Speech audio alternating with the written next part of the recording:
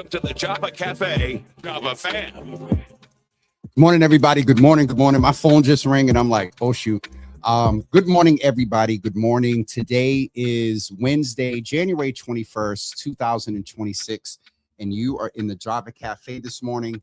A lot of people have reached out about yesterday's show and a lot that's going on in Black Boston. And we're going to talk more about that next week. Just a programming note.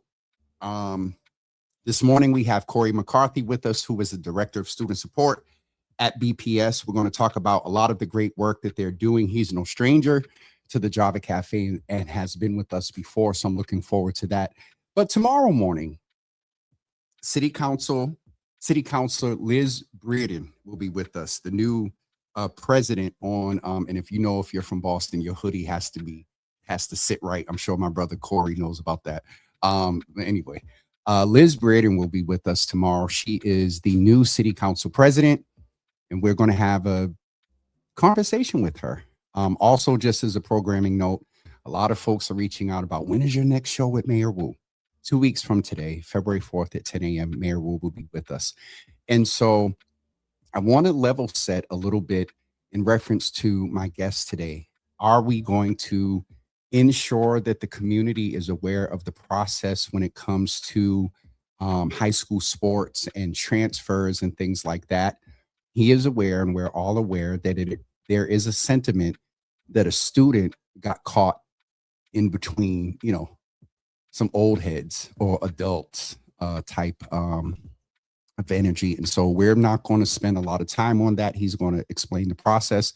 And then we're going to do, as we always do with Brother Cory, is talk about the great work that student support is doing. And,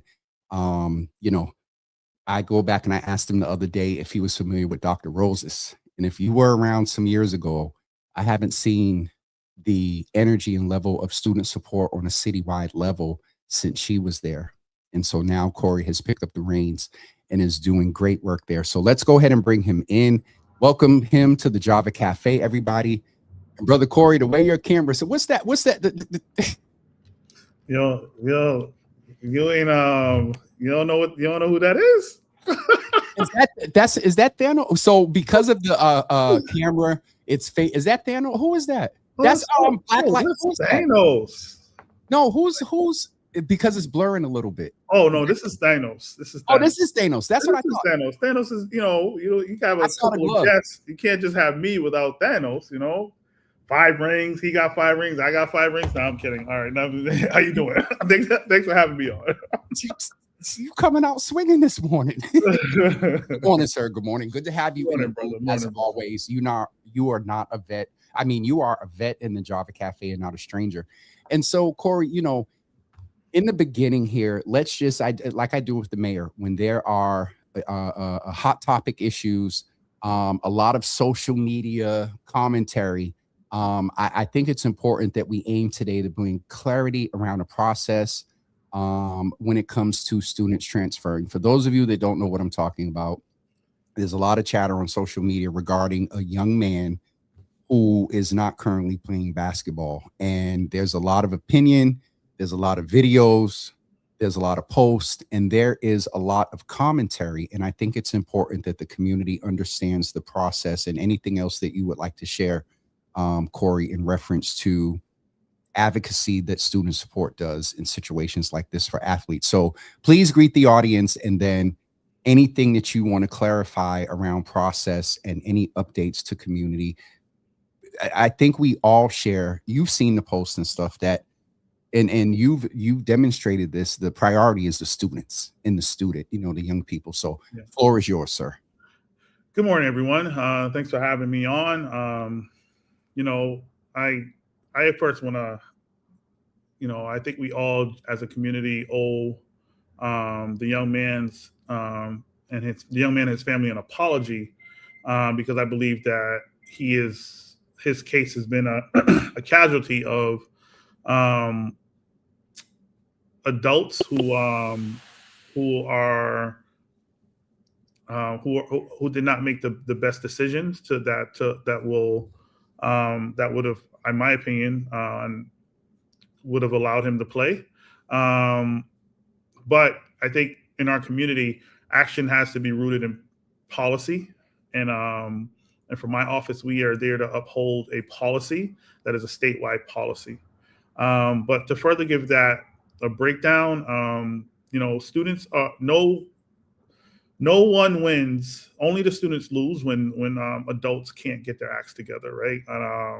And unfortunately, we've had to bear the brunt of decisions that were not ours. But I'm happy to educate the community on that.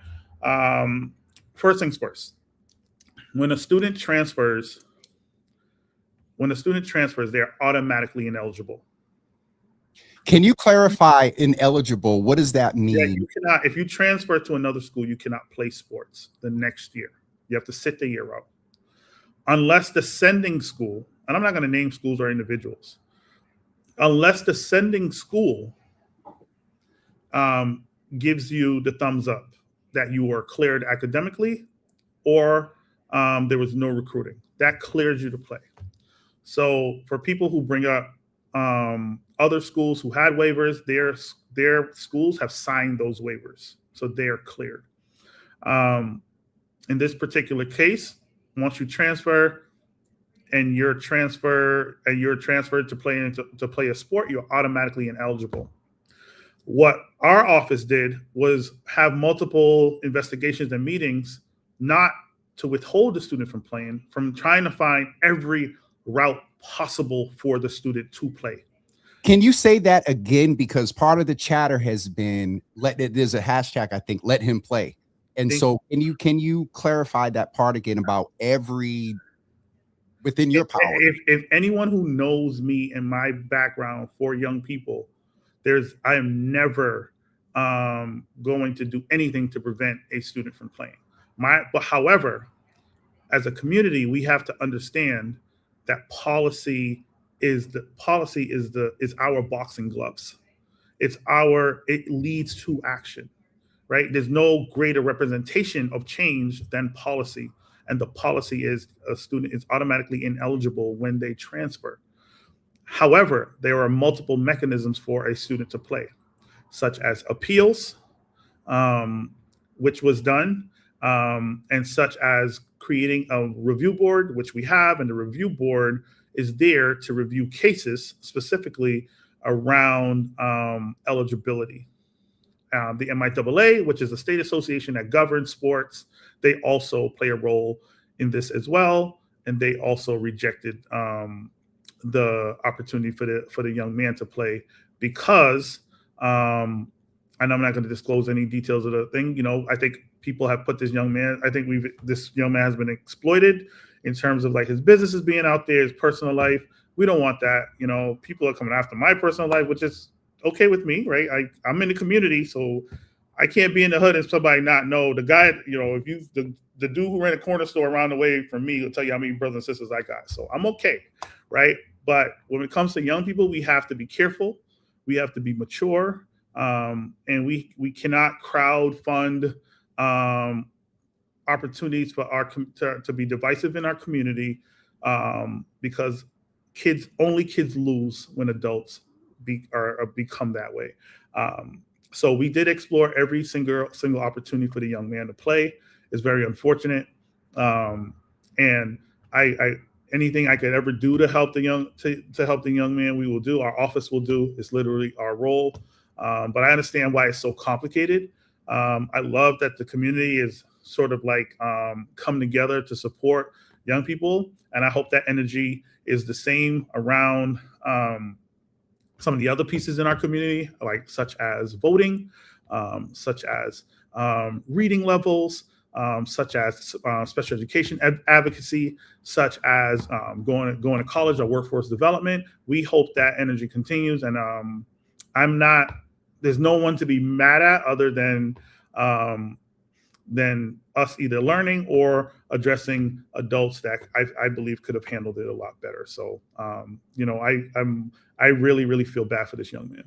So just for clarity, there's no all appeals, all things have been exhausted. This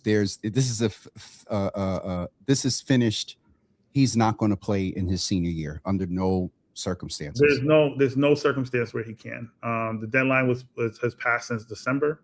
Like I said, we held multiple meetings not to rule ineligibility, to rule eligibility, and it did not happen. We cannot go against a statewide policy, and otherwise we'll have 360 something other schools in the state, in the Commonwealth, that would complicate things for the MIHA. It would set precedents. Last question in this segment here, Cory, is you talk about, policy has to drive action. There was some action here that did not come out good for the young man. Have you been able, or are you putting any policies into place as a safety net for young people that don't, I think there's a consensus that some adults didn't demonstrate the best actions to ensure this young man can play. Are there any policies that you've instituted that will be a safety net for young people so this doesn't happen again, as much as you can? I think we're happy we don't hold that particular policy. Okay. We cannot change, not us, right? Yeah. But what I can say is that we could open up more communication channels so that we can mitigate all of the chatter, all of the gossip and the nonsense around it. And I think, like, if we are a little bit more, if people are more collegial, right, I think we could land the plane. I know, I think it's important that we understand that it's a collective. Like, I see when I coach basketball, other people's players were my kids too. I coached other people's players. If I'm in, I don't know if I'm getting in trouble for this, but I'm in BPS. And honestly, like, there's no kid I turn away. I don't look at a Metco kid and be like, hey, I can't help you with college, or I can't help you with mental health, right? So, like, all these kids are ours. I think if anything, it's a call to action for the community to really embrace the journey of all young people, from birth to career. And I think we have to look at that from that perspective. Young people are, and I'm not trying to be like, like a cream puff here, but they legitimately hold the keys to the personal well-being of our elders, of our community, and they should be leading the charge in the workforce development. They are brightest stars, and we have to approach it as such, and give them every opportunity they can to be successful, even if we look bad doing it. So I hear some of the advocacy, and I'm never going to be mad at anybody who advocates for young people, but I'm never going to be loud about something that I don't know about, or a process that I don't know about in the same time. And I'm happy to every single person who has called me, they'll tell you I answered the phone. I talked about it. Why am I standing in front of this when it's not my office decision? Because I feel a personal responsibility to the community and young people. Absolutely. I thank you for, giving clarity. There is a lot to be sensitive to, this young man. And I've said it publicly. I mentioned it yesterday. And if at any point anyone has any connections with the student and they want to come in and talk here, they are welcome to talk here as well. One of the things that you are always here talking about, Cory, is the success, students being the priority. Last time you were here, I think you talked about, sometimes I get you and Tutwiler, the information. I get y'all, not as people. Let me make that clear. I know. What you share. He's significantly taller than me, but that's all right. I get it. That's a good person to be compared to. That's my Last time, I think you were talking about the truancy prevention. Yeah. I see the college tour stuff you do with Frank and other people. So what is going on? I know you come with stats and numbers. Like, where are we with student support in academic success, in college prep and entrance, and staying there and completing the 4 years and maybe going to master's level? Can you level set for us? Where is student support and its success with Boston Public School students? I think we are functioning at a level where we can get most families, if we can't get them what they need, we can point them in the right direction.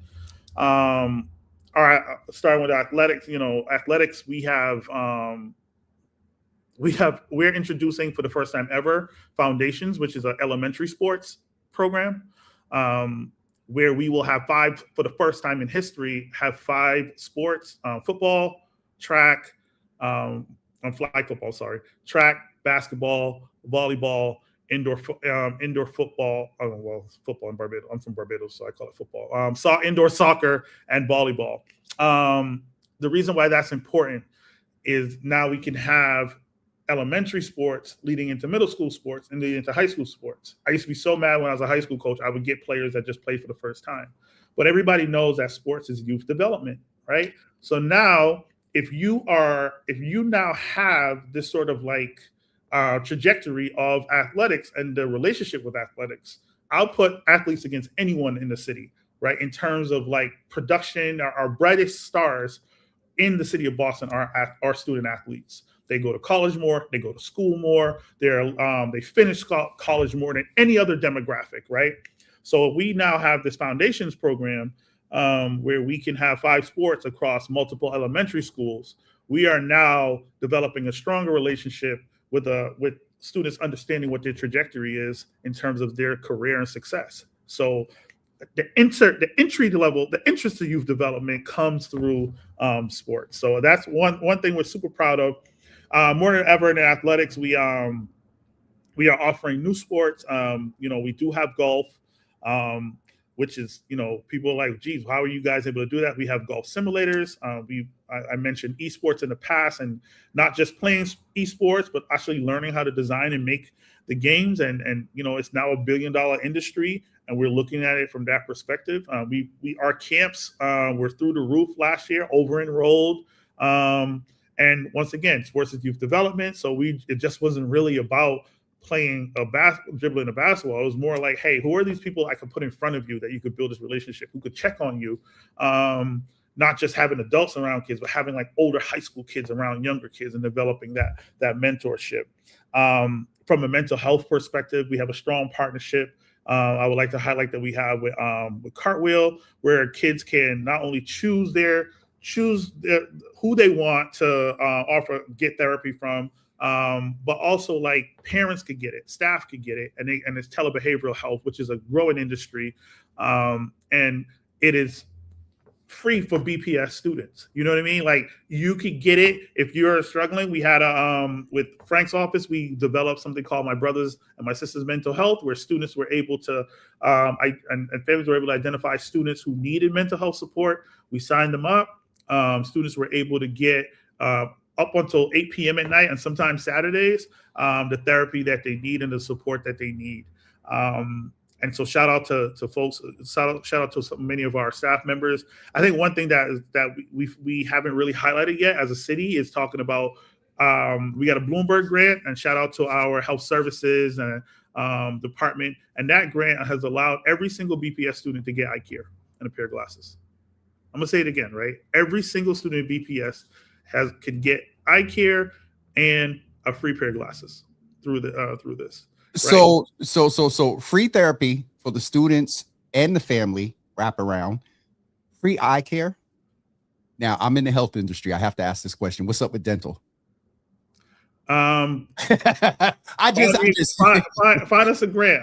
If my senior director of health services is reading that, and then we could do that. But I mean, we're getting there a bit, but it's also like historic levels of like support and care, right? We have not just athletics, just health services. Our social workers are working extremely hard to make sure that we support families, not just when crisis happens, but like in their everyday well-being of young people, right? Our opportunity youth folks, they are really making sure that we have housing aid and family aid through our housing stability program. Can I ask one question, Cory? Because yeah. I went through Frank with this, and it so recently as yesterday. I am aware that, and if you can give clarity to this program, and I think you appreciate the sensitivity here, single fathers often they don't have the same level of support when it comes to being resolving being unhoused and some other supports. And so I'm aware that there is support if you are dealing with homelessness and you are a BPS student, and I've had to refer more through the men's commission, can you just give some clarity to what that is and how anybody, but particularly young men who are single fathers, how can they tap into getting assistance in getting stabilized for housing? Because that's a big, everything that you're doing is huge, but if home is, and they're struggling and there's parents and the children are couch surfing, it's so sorry. But when you mention that, I'm I mean, aware of this resource. couch surfing is a thing. I think in our community, we tend to think that that's actually a home. It's actually, you're actually homeless, right? Yeah. But we do have our homeless education resource network. Students, folks can make a referral. We have homeless liaisons in almost every school. If a student is struggling with homeless instability, we're not saying we could find you a home immediately. What we can do is either get you the support that you need or point you in the right direction. There is some stability funding there, but you have to go through the appropriate the appropriate referral process to make that happen. It's something that we're always thinking about. We have our Sunday program, which is massive, 617-6WON7. And we try to give the community every Sunday something that they need. And we started it because kids were doing the most in South Bay. And then we were sitting there and we were like, hey, we could open this Madison up on Sundays. And, 98 Sundays later, we average about 500 plus families, human beings coming in the building. You're talking volleyball, basketball, soccer, yoga, step, chess. Hold on. Y'all got the young people out doing yoga? Yoga, yes, yoga. And the chess program is taking off. We now offer boxing. We now have a support program. Chantel Jeter, who does You Got It Girl, and she also works with us in BPS. She's doing National Women in Sports Day coming up. We also have a food assistance program. Angie Camacho on our team, we actually feed our families. They get fruit, they get food, they walk away with bags. We charge $0. We turn no kids away, no family away, and I think it's something that's become a staple in our community. We flesh out resources that way. We even added a college access component where seniors could come and do their college applications. We're going to transition that into some scholarship applications. So we're trying our best, and it's worth 7 days a week and 20 hours a day. But I think we have such an amazing staff, and and BPS has to get I know people like to hammer us, but we're not doing this work unless somebody is saying, hey, this is a need that needs to be addressed. So I'm not here without that. I'm probably somewhere else. I know some of y'all like to get rid of me, but I'm here. As long as I'm here, the kids, and we're here, where the kids are going to get what they need and the family's going to get somebody. We also have the student support hotline. Families. What is that? Can I interrupt and ask, because Donna Williams Bowen, who you may know. I love her. Yeah. What is and there's a private chat to the right, Cory. Is there a link you can either put in a private chat, or what is the number? Because she asked 2 seconds ago, she would like the support engagement referral process for families. Is there a link or a phone number where she can reach out? Because this is one that she'll say some stuff, but she's also definitely. We love Donna. Donna's a community staple. Yeah. It just depends on which referral, Donna, but you could get my number and we could talk about which process, right? Anytime you want to support the families, let us know. You're more than welcome. You're a staple in the community. We're not doing this alone, right? We have multiple partners who are doing the colleges and the universities, the nonprofits, the community-based organizations. We just, are trying to hustle, having our nurses are using. Excuse me. The district attorney's office just reached out, which is interesting. The district attorney's office just reached out and said, how can the Suffolk County Sheriff Department, the Sheriff's Department just reached out, I believe. And this is Brother Richard Germain.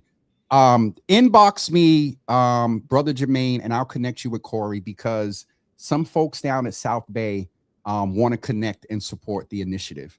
And so I'll connect you. That's one of my former young people, and he's a literally big old CO at South Bay now. So inbox me, bro, and I'll get you connected with Cory. Sorry to interrupt, but I just saw that, Cory, and I had to. It's no biggie at all. We welcome it all. We welcome all collaboration. We can't do it alone. And also like ideating, right? As a community, we have to ideate with each other, right? Like it doesn't mean that we may have the money to do it, but like sometimes ideas are free, right? And if you have a free idea and it's something that we can,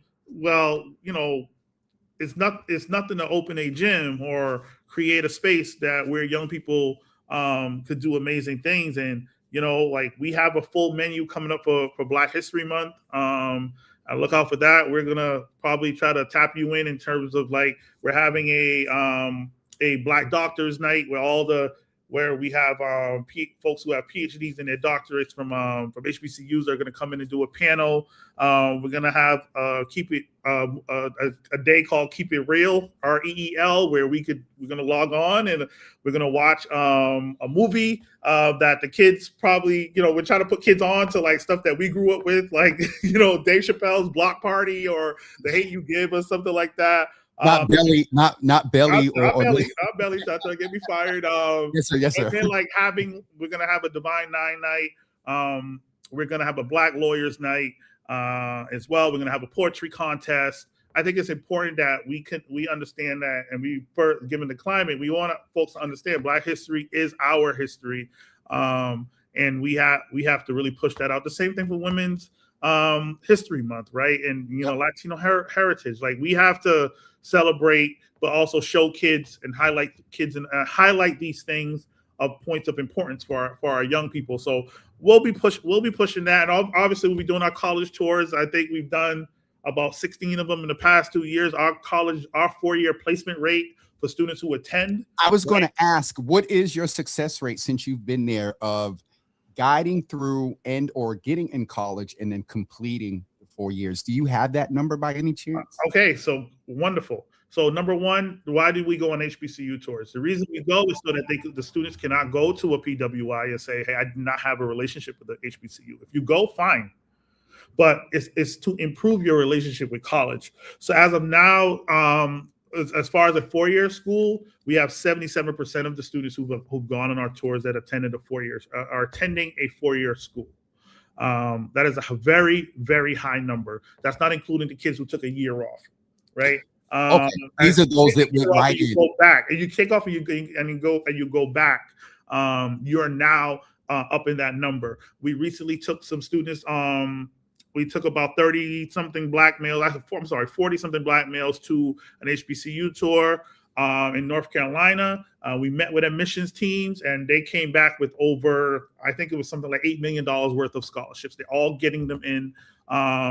But we also have the Opportunity Lab to help them with their applications, help them with financial aid, help parents. Everybody knows, and they may not know, it takes 44 hours total to do the financial aid process thoroughly. We have college coaches that are helping folks fill those out, because one of the barriers for our young people is actually like filling things out and getting information from their parents. And sometimes parents feel unsupported and in the dark with that. So we're trying to mitigate those barriers and remove them as well. So we're going to try to continue. And there's a lot of things that we could talk about, but I think the important thing is that we are student-centered and adult-adjacent, and I think like being very clear about that, and being very clear about like what our commitment to our young people and the city of Boston, right? Like we also have a department that works extensively with students who are court involved, and as far as like advocacy, support, getting consultation in terms of like how to support them going to court with students, and shout out to our staff who does that, who are just boots to the ground. We have to cover all grounds and every kind of student. We can't just pick. We don't have a superstar culture in our mind where we just give the best students, the academic students, the best things. Every student deserves an opportunity to thrive and be successful, and they deserve, most importantly, an entry point to be successful. Right? I want the kid that's going to wake up one day and be like, "Damn, I've been doing well for 2 years, but like in year 3, hey, Cory, I'm trying to be all right." And you know what I'm going to say? Hey, let's just get to that 2.3, and you go to some of the best state college schools in America, or we could get you a job. I think that's important. We employ kids on Sunday. We employ kids as well, which is important. We either work with Success Link or we work with the PIC, who've been instrumental in employing kids, and we don't discriminate. Since I was a kid. Since you were a kid, right? But like, imagine if a kid is having an issue in school, and sometimes the best learning tool is a job, right? And then you could just use the job as the mediating tool. I need you to have a good week. Otherwise, don't report to work. You know, like it sounds that way, but like we're gonna give as much. I treat this job the same way I coach basketball. And if you know anybody that's seen me coach basketball, I'm a maniac. So like you have to be that way, but you also have to have the staff, and our staff in student support and the folks in leadership in BPS has allowed us to do that. Dr. Sam DePina and Mary Skipper and those folks, they put us in this position to be successful, but and to not be satisfied. I'm never going to be satisfied. I don't care how many kids go to college. I don't care how many jobs they get. Cory, in that vein of never being satisfied, there's a lot of chatter in here. There's also a lot of information and education needs to be done, because there's some levels of which people are saying things. Oh, I thought that was inside the building. Okay, I thought you would had to run. No, I'm in the neighborhood. There obviously is a lot of education to be done at what's at control at the municipal level and what's at control at the city state level, and also within departments and things like that. So you're here to talk about BPS, not youth engagement. I'm sure you're aware, and I'm sure you're aware of a lot of the chatter around the youth council. And we'll just leave that there because that's not your area. And I know you'll respect those that run that.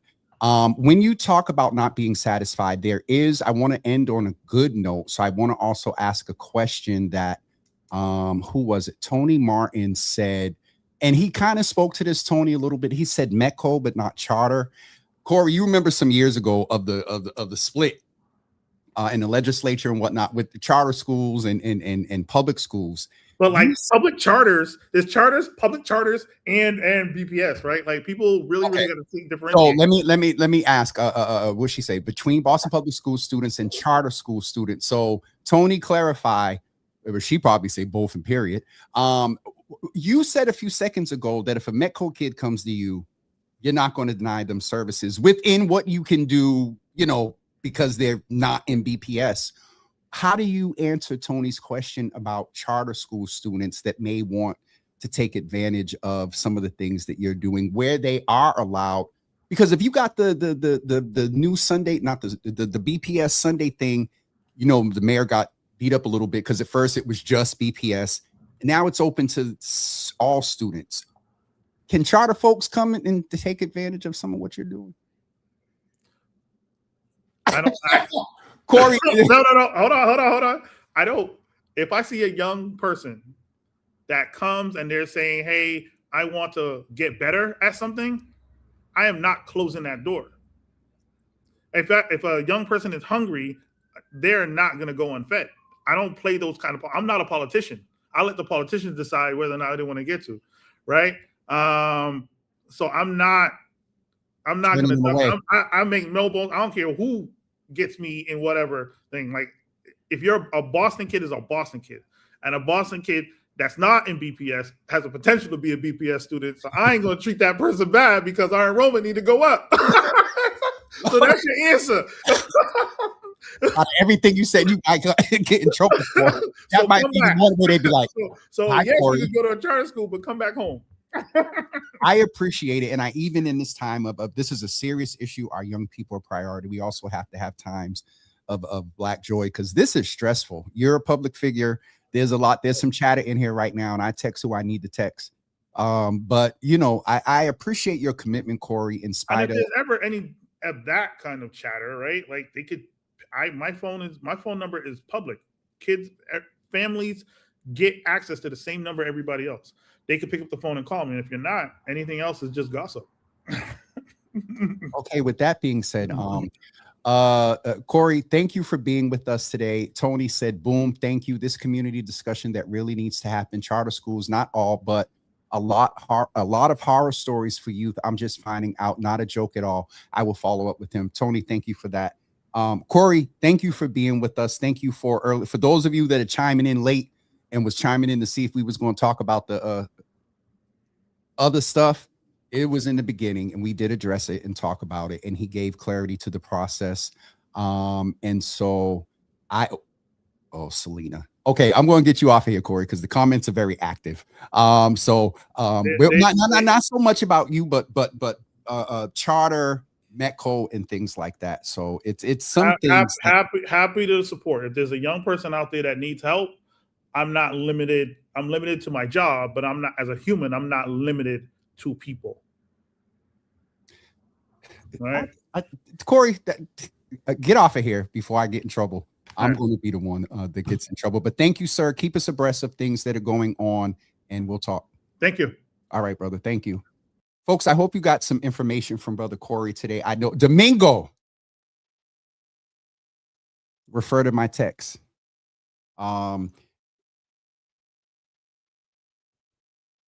As someone who was well known for a more aggressive way of advocacy, different from what I'm doing now. I've been a little more aggressive the past couple of days. Yes, let's just own and say that. I have found that when you spend 25% on stating the issue, and then the other 75% on resolutions, you tend to get better outcomes. Most of us know what the issues are. What is it that we are doing to propose and get through? And I know there's limitations of getting some things through that have nothing to do with us. Putting energy into joining ourselves with this brother and supporting. I love what Brother Jermaine is going to do and get him connected with Cory. That is key. And so, Sister Donna, I encourage that. And as much as he's been getting on my nerves, one thing you got to give Domingo is he's consistent. A little fussy. That is not the resolution, Mingo. I'm going to sidebar you because you're my brother.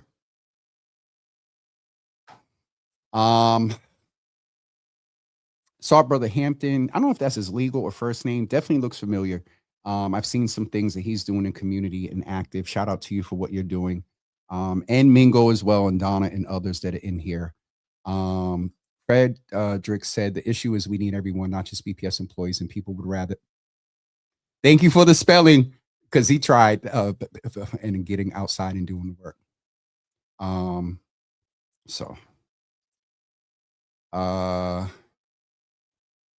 All right.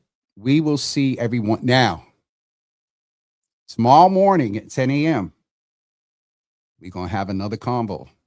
And it's going to be with Liz Breeden, who is the new president of Boston City Council. And I've told her and her team, we're going to talk about the process. Not her. I told her team, we're going to talk about the process. We're going to talk about her agenda. And we're going to talk about these committees. Because not one black or brown person got Ways and Means, Government Ops, and what was the other one? Ways and Means, Government Ops, and Economic Development. And in these times,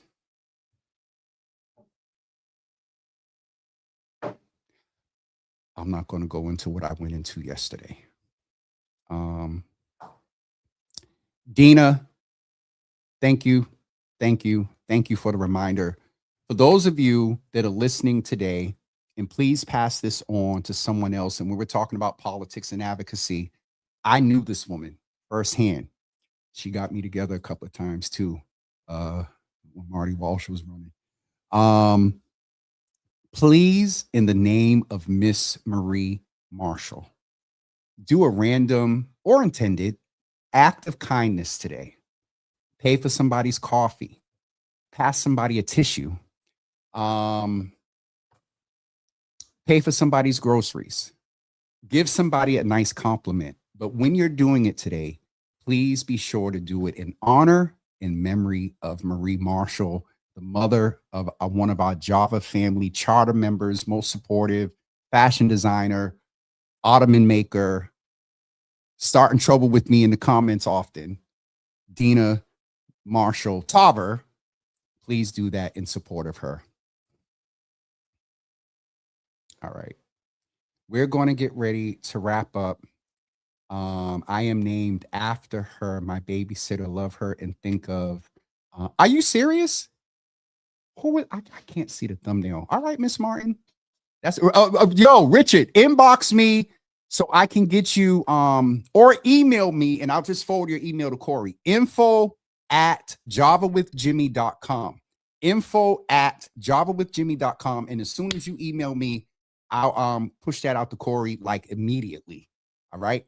And I love that happens here and we getting stuff done in community. And Mingo, I can't see your meme because it doesn't show up in StreamYard. So aha.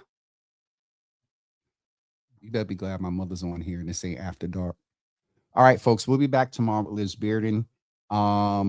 2 weeks from today, we will speak with Mayor Wu because there is a lot to chat about. And my hope and belief is that she comes in here in 2 weeks, makes a little sly remark about me fussing, and let us know that a compromise was found to ensure that we have a great educational facility over in P3 and we have the intended economic development over there as well. So now I'm trying to be respectful and you are on here putting up Ma, get him. He's acting up. All right, we'll see you guys tomorrow at 10 a.m. with the president of Boston City Council, Liz Bearden. Last thing I will share with you is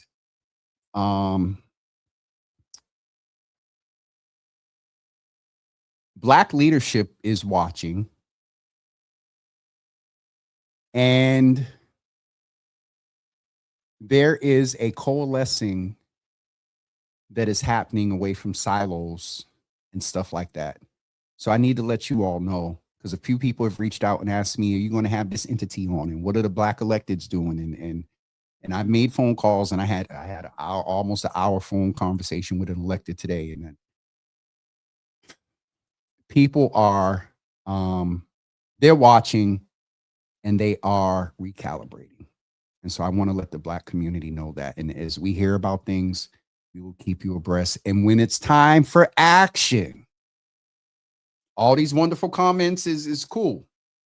But when it's time for action and we need you to make phone calls, send emails, and show up maybe physically, you know, when the temperature is above 35, 40 degrees, show up. Digital advocacy has its place and it does some things. But as Sister Remy said yesterday, there are going to be some places where we needed to show up and literally physically make a stand. So